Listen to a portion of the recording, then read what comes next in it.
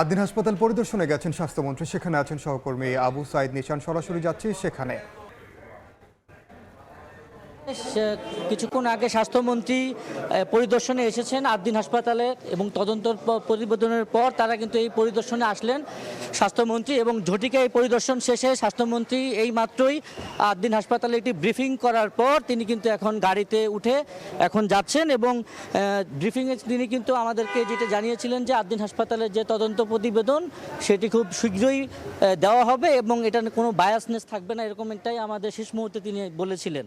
এবং সেই জায়গা থেকে আমরা আরও বিস্তারিত এই আদ্দিন হাসপাতালের পরিদর্শনে তিনি কি জানতে পেরেছেন সেটা আমরা জানাবো। এবং এই মুহূর্তে কিছুক্ষণ আগেই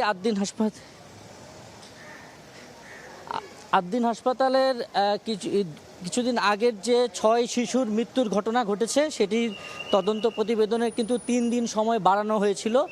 এবং সেই জায়গাটা কিন্তু আমরা জানতে পেরেছিলাম যে 6 শিশুর যে মৃত্যু, যে এসির লিকেজ থেকেই কিন্তু 6 শিশুর মৃত্যুর ঘটনা ঘটেছিল। এবং সেই তদন্ত প্রতিবেদনের জায়গা থেকে কিন্তু আরও 3 দিন বাবা মার সাথে যারা মারা গিয়েছেন তাদের বাবা মার সাথে পরামর্শের পর তারা আসলে তদন্ত প্রতিবেদন জমা দিবেন বলে আমরা জানতে পেরেছিলাম, এবং এই জন্যই আরও 3 দিনের সময় বৃদ্ধি করা হয়েছে এমনটাই আমরা জানতে পেরেছিলাম।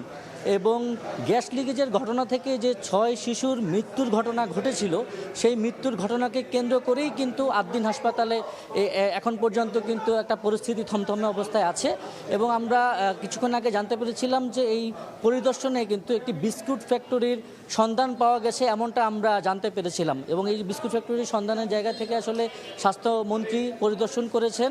এবং এই পরিদর্শন ছিল আদ্দিন হাসপাতালে স্বাস্থ্যমন্ত্রীর পরিদর্শনকে কেন্দ্র করে আমার কাছে সর্বশেষ সংবাদ।